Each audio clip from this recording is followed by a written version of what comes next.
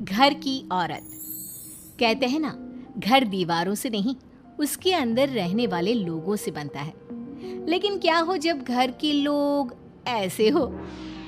सारा दिन खाती रहती हो, सोती रहती हो, कोई काम नहीं है तुम्हारे पास। ऊपर से बहू के आ जाने के बाद तो तुम और निकम्मी हो गई हो। दिखावे के लिए हाथ में माला पकड़ ली है, बाकी कोई काम नहीं करती। अरे कैसी बात कर रहे हैं? अब तो बहू आ गई है, अब तो मेरी बेइज्जती करना बंद कर दीजिए। जैसे तैसे मेरी तो जिंदगी कट गई, गालियां खा खा कर। अरे उस बेचारी को तो छोड़ दीजिए। तभी बेटे के जोर जोर से चिल्लाने की आवाज आती है। कहा था ना तुमसे रिजाइन कर दो, क्यों नहीं किया? और ये पर्स लटका कर कहाँ निकली?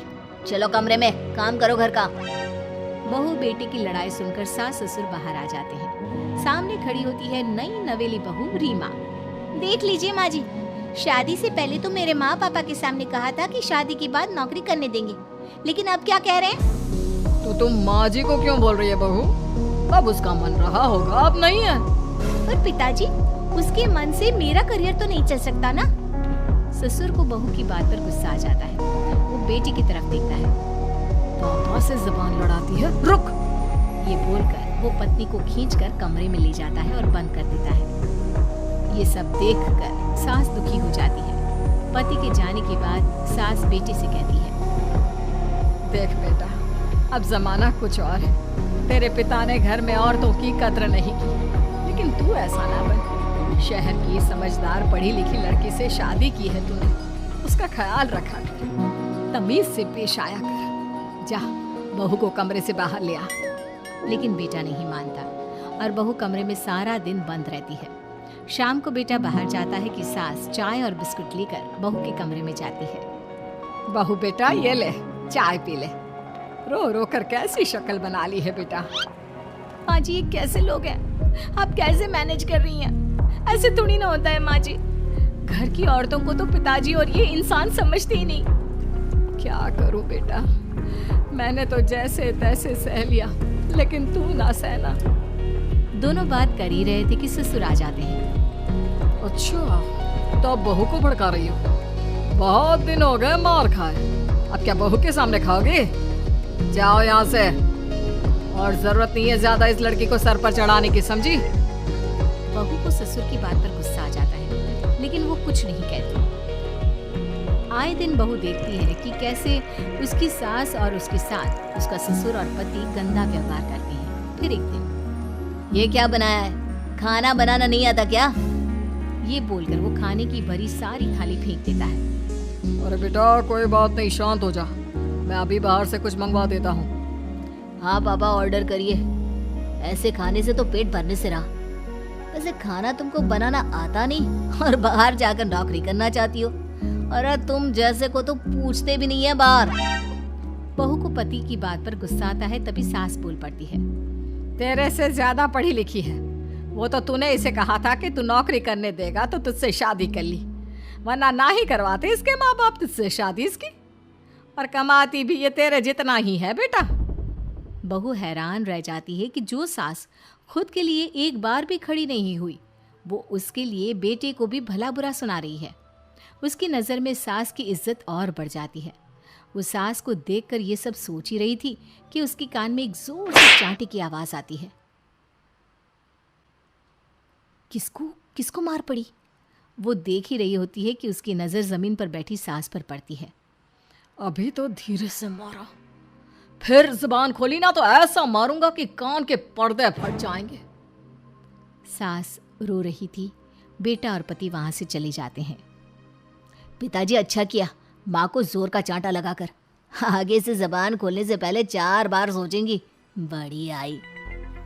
दोनों हंसते हुए वहां से निकल जाते हैं। बहू सास को उठाती है और पानी देती है। मैंने ये दिन रोज देखे हैं बहू, लेकिन तू नहीं सहना। तू अपना जीवन अपने अनुसार जीना। शादी के वक्त मैंने तेरी माँ से बात करने की कोशिश की थी, उन्हें बताया था, लेकिन वो नहीं मानी। बहू सास को पकड़कर रोने लगती है। वो इसलिए नहीं मानी क्योंकि वो मेरी सगी माँ नहीं है। माँ जी, जिस तरह से आप मेरे लिए खड़ी हुई है ना, मेरी माँ भी नहीं हुई। बेटा मैं तेरा भला चाहती हूँ, तू नौकरी इस घर में रहकर तो नहीं कर पाएगी, एक काम कर, इस घर से चली जा, पैसे कमा और खुश रह। माँ जी, हो सकता है कल तक मैं आपके इस फैसले को मान जाती, लेकिन आज नहीं। माँ जी, आप यहाँ इस नर्क को झेले और मैं आपको छोड़कर चली जाऊं? नहीं, कभी नहीं। अगले रोज, सुनिए, वो क्या है ना, मुझे कुछ कपड़े और गहनों की ज़रूरत है, तो ज़रा पैसे दीजिए ना। अब आप घर के मर्द हो तो पैसे तो आपसे ही मांगूंगे ना, बुरा तो नहीं लग रहा ना आपको? नहीं नहीं, बुरा क्यों लगेगा, ये लो कार्ड, कर लेना शॉपिंग। अगले रोज, बिजली का बिल आया है 10,000 का, भर दीजिएगा। इतना बिल कैसे आ गया? बेटा वो क्या है ना, सारा दिन बहू घर में रहती है तो कमरे में एसी और टीवी चलता रहता है। अब कम से कम बाहर जाए तो 4 पैसे कमा कर लाए। लेकिन हम लोगों को थोड़ी ना औरत की कमाई खानी है, वो तो मर्द ही करता है ना। पति पर्स देखता है और फिर हाँ माँ, ठीक बोल रही हो। खैर चलता हूँ, ऑफिस का वक्त हो गया है। पति ऑफिस से पिता को फोन करता है। पापा, घर के खर्चे तो बढ़ते ही जा रहे हैं, ऊपर से महंगाई आप देख रहे हैं। मैं सोच रहा हूँ क्यों ना मीना को नौकरी के लिए हाँ कर दूँ, 4 पैसे ही लाएगी ना घर में। वो तो तू ठीक बोल रहा है, लेकिन ये औरत की जात, कल को 4 पैसे कमाने लगे तो यह नहीं कि सर पर चढ़कर नाचे। हाँ पिताजी, बात तो सही है, वो तो आप हैं जो माँ को मुट्ठी में रखा है, वरना मेरी वाली तो। खैर सोचते इस बारे में। शाम को पूरा परिवार साथ बैठा होता है। वो कल पनीर की सब्जी बनानी है तो थोड़े पैसे देकर जाना। और हाँ, कीर्तन भी रखा है संडे को, उसके लिए सामान की लिस्ट बना दी है, ले आना। पापा को दे दो, वो ले आएंगे। अरे पापा कहाँ से ले आएंगे, मेरे पास नहीं है पैसे वैसे। लो, पैसे ही नहीं है? मेरे पापा की जेब तो हमेशा नोटों से भरी रहती है। बेटा, लक्ष्मी को जो पूजता है ना, उसके पास लक्ष्मी रहती है। जो घर की औरतों को मारे पीटे, वो भला कैसे लक्ष्मी का लाभ ले सकता है? वाह वाह, क्या बात है, तो जबान खुल रही है तुम्हारी। लगता है भूल गई पुरानी मार और डांट, क्या? हाँ माँ जी, शांत हो जाइए, मैं नहीं देख सकती आपको मार खाता, और फिर हो सकता है कि मैं आपको बचाने आऊँ तो ये भी मुझे मारे। ठीक है बहू, मैं कुछ नहीं कहती, तू ये लिस्ट बस दे दे, मैं चलिए आराम करने। फिर अगले रोज, सुनिए जी, वो मायके जाना है, वो क्या है ना, शादी के बाद से गई नहीं, तो ट्रेन की टिकट बुक करवा देना। तो मैं भी तो साथ जाऊंगा ना तुम्हारे। तो ठीक है, फिर फ्लाइट की ही टिकट करवा दीजिए। वो क्या है ना, अच्छा थोड़ी ना लगता है, आप पहली बार मेरे साथ जा रहे हो और हम ट्रेन से चले, ठीक है ना? पति ऑफिस जाता है, जहाँ उसका दोस्त कहता है, अरे क्या हो गया यार, परेशान सा दिख रहा है, तेरी तो नई नई शादी हुई है, भाभी परेशान कर रही है क्या? अरे नहीं यार, तू तो जानता है थोड़ी सी कमाई में घर चलाना मुश्किल हो रहा है, तू कैसे मैनेज करता है यार? कैसे क्या यार, तू जानता है ना मेरी बीवी रिया को, वो टीचर है, फिर घर में ट्यूशन करती है, साथ में बच्चे भी पढ़ लेते हैं। यार घर नाम की गाड़ी दोनों पहियों के साथ चलने से ही चलती है, वो भी कमाती है और मैं भी, और चल रहा है घर बस। पति को दोस्त की बात समझ में आती है, लेकिन पिता का ज्ञान कैसे भूल सकता था? भाई कल को सर पर चढ़कर नाचने लगी तो। शाम को घर आता है, जहाँ उसकी बुआ और उसका बेटा बैठे होते हैं। अरे आ गया लल्ला, कैसा थका थका सा लग रहा है, सब ठीक है ना? नमस्ते बुआ, कैसे आना हुआ? कैसा है रमेश? भाई को तो भाई की याद ही नहीं आती। अरे नहीं नहीं भैया, याद नहीं आती तो यहाँ कैसे आता, ये लीजिए मेरी शादी का कार्ड, जरूर आना। पति कार्ड खोलता है। डॉक्टर रश्मि, अरे वाह, तेरी होने वाली बीवी डॉक्टर है। और क्या भैया, आपकी बीवी इंजीनियर तो मेरी डॉक्टर। तभी वहाँ सास आ जाती है।